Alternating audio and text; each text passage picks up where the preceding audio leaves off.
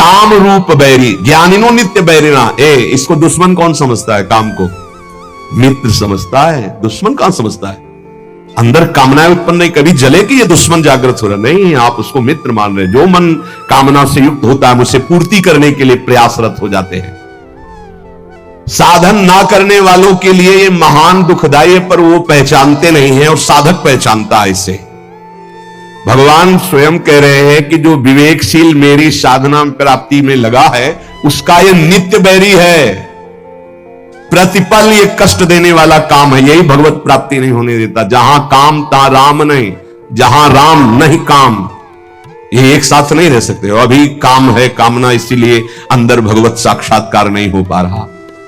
ये कामना बहुत बड़ा शत्रु है साधक का। ये उत्पन्न होकर के ज्ञान को ढक देती है, और जहां काम आवे कामना आवे तो वह साधक को डर जाना चाहिए कि कोई न कोई आफत टूटेगी, अब खतरा होगा, कोई न कोई फसाव फंसेगा।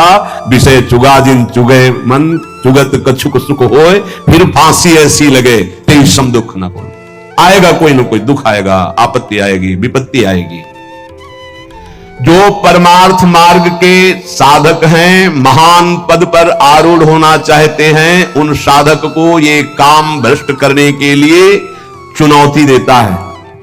ये चुनौती स्वीकार करके जीत करके ही कोई परम पद पर आरूढ़ होता है। ध्यान रखना, ये कोई साधारण मार्ग नहीं है। परिणाम में भयंकर दुख प्रदान करने वाली ये काम वृत्ति है, इसीलिए नित्य दुश्मन है साधक का। भोगों में लगे हुए अज्ञानी जन इस काम को मित्र के समान देखते हैं, क्योंकि कामना के कारण भोगों में उनको सुख मिलता है। यदि कामना ना हो तो सुख नहीं मिलेगा। आवृतम ज्ञानम, आवृतम ज्ञान में तेन ज्ञानिनो नित्य बैरिणा। इसका काम क्या होता है? काम का कि ये सबसे पहले तुम्हारे ज्ञान को ढक देगा। निर्णय नहीं कर पाओगे कि ठीक है कि गलत है, गलत है कि ठीक, अरे चलो, निर्णय नहीं कर पाओगे, फिसल जाओगे। ये वैसे होता तो हर योनि में इसका प्रभाव है काम का। चींटी चुनमुन पक्षी सबके अंदर, मनुष्य में एक बचाव पक्ष केवल है विवेक। अन्य योनियों में ढका रहता है, वो प्रयोग नहीं कर सकते। केवल जीवन निर्वाह तक का ज्ञान है। अन्य पशु पक्षी को कहां पाना है, कैसे पानी पीना है, बस इसके आगे नहीं। मनुष्य इस काम से बच सकता है, अन्य जीवों के लिए बचने का कोई ज्ञान नहीं है। केवल मनुष्य, और उसमें भी साधक। पर यह काम इतना प्रबल है कि सबसे पहले ज्ञान को ढकता है, निर्णायक को पकड़ लेता है। निर्णायक है बुद्धि, और निश्चय करती सुख तो है इसमें। आप कोई नहीं बचा सकता, निर्णायक फंस गया।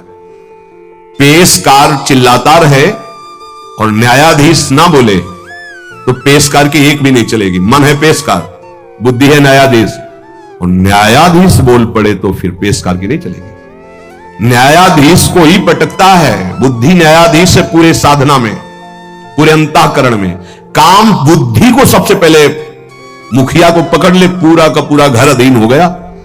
तो इस घर का मुखिया, साधना का मुखिया है बुद्धि। बुद्धि उसको तत्काल बुद्धि बचा ले। होए बुद्धि जो परम सयानी, तिन तन चिते ना नहित जाने। ये तो नाश कर देगा हमारा, नहीं, बुद्धि अधीन ना होने पावे। बुद्धि अधीन हो गई तो फिर पूरा डिपार्टमेंट अधीन हो जाएगा। जैसे राजा को बंदी बना लिया तो सब अस्त्र डाल देंगे सैनिक, उनको बंदी बनना ही पड़ेगा। ऐसे ही पूरे साधना का जो मुख्य है वो बुद्धि है, पूरे अंतःकरण का जो मुखिया है वो बुद्धि है। काम क्या करता है? बुद्धि को सीधे बंदी बनाता है। ध्यान रखना, सीधे बुद्धि को अटैक करता है। बुद्धि तो निर्णय करने में असमर्थ हो जाती है। यार बुद्धि काम नहीं की, मेरे से गलती हो गई, बुद्धि काम नहीं की। और जब कोई डांटता कि तुम्हारी बुद्धि भ्रष्ट हो गई, तुमने ऐसा क्यों बोला, ऐसा क्यों किया, ऐसा क्यों खाया, ऐसा क्यों, बुद्धि, वो बुद्धि को अपने अधीन। किस बुद्धि को? जिसमें यह निश्चय हो गया कि सुख तो है यार इसमें। अब वो बुद्धि बच नहीं सकती, क्योंकि उसमें काम का पर्दा ढक गया कि सुख है। भगवान कहते दुख योनि या दुखालयम, तुमने निश्चय कर लिया सुख है, भगवान के विरुद्ध। अपने प्रति कोई अप्रिय व्यवहार करे तो बुरा लगता है ना। इससे ज्यादा अप्रिय व्यवहार क्या होगा जो हमारे इष्ट और गुरु से हमको विमुख कर दे।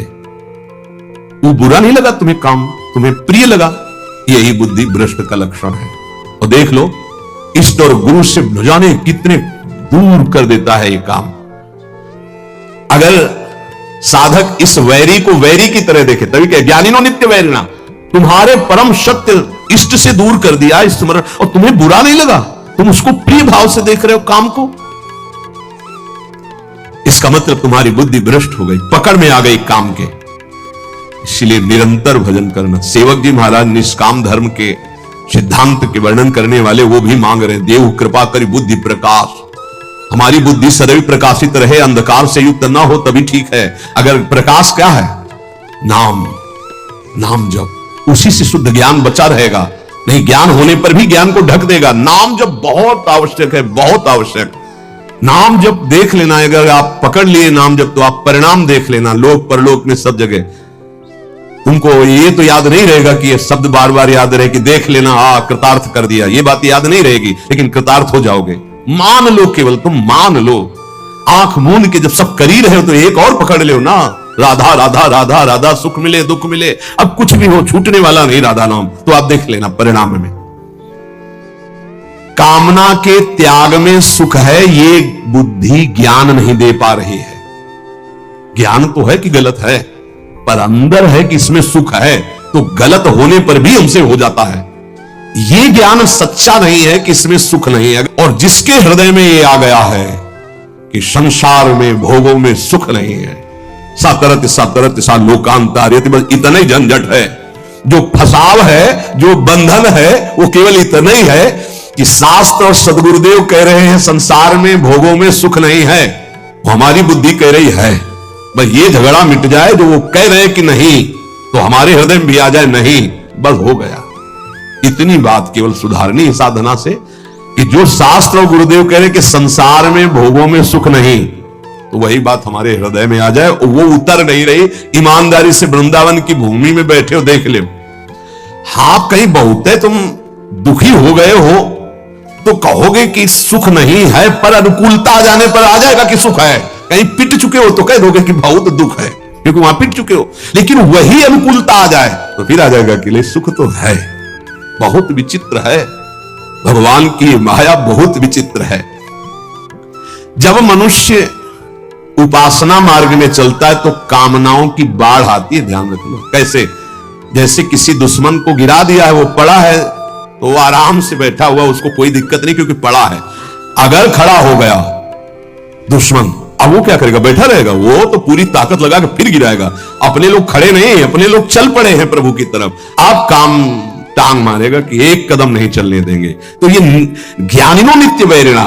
अब उसके ऊपर जो पहले कभी गंदगी नहीं समझ में आई थी, उससे ज्यादा गंदी बात उसको समझ में आई। ये बिल्कुल स्पष्ट समझ लीजिए। आप देखोगे श्री जी की तरफ, प्रभु की तरफ, और उसी क्षण वो दिखाएगा कुछ और, इतनी गंदी बात दिखाएगा कि आपको लगेगा कि हम प्रभु की तरफ भी न देखें। रख रहे हैं भोग प्रभु को पवाने के, और वो अपना का क्या आंख मूंद करके बैठो। भोग लगाने के समय तो मानसिक भोग पवाया जाता है क्या? अरे वो पता नहीं कहां कहां विचरता है, कहां कहां विचरता है। भक्तमाल में एक चरित्र में आता है कि एक संत भगवान गए, राजा से कहा मिलना है, तो सेवा में थे ठाकुर जी की। तो उन्होंने कहा कह दो कि ठाकुर जी की सेवा में। वो त्रिकालज्ञ महापुरुष थे, बोले सेवा में? और उस समय सोच रहे थे कि जूती को साफ करवा के चिकना के उसको ऐसे कर। बोले वो तो जूती साफ करवा रहा है कि सेवा कर रहा है, मन से वो कहां है? तो तुरंत भाग के आए कि तो कोई त्रिकालज्ञ महापुरुष है। ये केवल भगवान के भजन से सुधरेगा। मन में जैसे घड़ी चलती है ना, ऐसे कामनाओं की घड़ी चल रही है। देख लो, अंदर देख लो, और जहां नाम चलाओ तो और घड़ी जोर से चलने लगती है। ऐसे तो सेकंड सेकंड में, मिनट मिनट में। हमें लगता है कि जब नाम चलावे तो हमें लगता है कि घड़ी बिल्कुल रफ्तार से चले, उसको सेकंड मिनट से मतलब नहीं। साधक परेशान हो जाता है, ये ले माला रखनी, ऐसी स्थिति होती है। आप लोग मतलब देख लीजिए, हम तो देख ही रहे, बचपन से देख रहे हैं, इसकी चाल देख रहे। जब कोई बात करने लगे तो ऐसी तसल्ली होती, बच गए, मानो जैसे बच गए। अब एकदम मंत्राकार वृत्ति कर रहे, जल रहा है मन। जहां कोई आया, राधे श्याम राधे श्याम। अब बातचीत शुरू हुई तो एकदम अघा के सांस मन लिया कि यार अब फुर्सत मिली है। फिर देखो चैन मिल जाएगी। बस इसको चैन नहीं लेने देना। अगर इसको चैन लेने दिया तो तुम्हें बेचैन कर देगा, पक्की बात। अब ये लड़ाई लड़ी ले जाती है हर एक से, क्योंकि वो अपने को मन माने हुए। इसीलिए प्रभु सत्संग की बात पकड़ लो, नहीं तो बहुत विचित्र खेल है अंदर का। ध्यान रखना, आप बड़े भाग्यशाली हो जो आपको सत्संग मिल रहा है, आप समझ पा ले और मन से लड़ पाओ गुरु कृपा से, तो जीत जाओगे आप। एक बात पकड़नी हम कलयुगी साधकों को, हर स्थिति में प्रभु आपको नहीं छोड़ने वाले, बस ये बात हमारे दिमाग में बैठ गई। हर स्थिति में अपवित्र पवित्र हुआ, भाई ये बात बैठा लो, सबसे हाथ जोड़ के कह रहे हैं, आपके कल्याण के लिए कह रहे हैं। कैसी भी स्थिति हो, राधा राधा राधा राधा, जीत जाओगे, जीत जाओगे। संयम, नियम, व्रत, नाना प्रकार के तीर्थयाटन, समुदाय साधन के ऐसे ऐसे अपराध हैं, एक क्षण में सबको भस्म कर देंगे। लेकिन नाम एक अविनाशी ऐसा है, किसी की भी ताकत नहीं कि इस नाम को भस्म कर सके। जिससे कल एक उपासक ने पूछा कि एक महीने में एक बार क्रोध करने से भजन नष्ट हो जाता है, तब तो भजन का क्या लाभ मिलेगा? नहीं, भजन नष्ट नहीं होता, उसका फल ढक जाता है। राधा बोला विनाशी, किसी की ताकत नहीं किसको नष्ट कर सके। हां, बोलने की क्षमता रुक जाएगी आपकी अगर अपराध बनेगा, और उसका प्रभाव आनंद रुक जाएगा, लेकिन वो तुम्हारा वही जमा है। तुमसे महत अपराध बनेगा, दंड भोगोगे। अगर 100 बार नाम लिया है तो 101 बार से शुरू होगा, 99 से नहीं है। ध्यान रखना, ये अमोघ अविनाशी बैंक में जमा हो जाता है।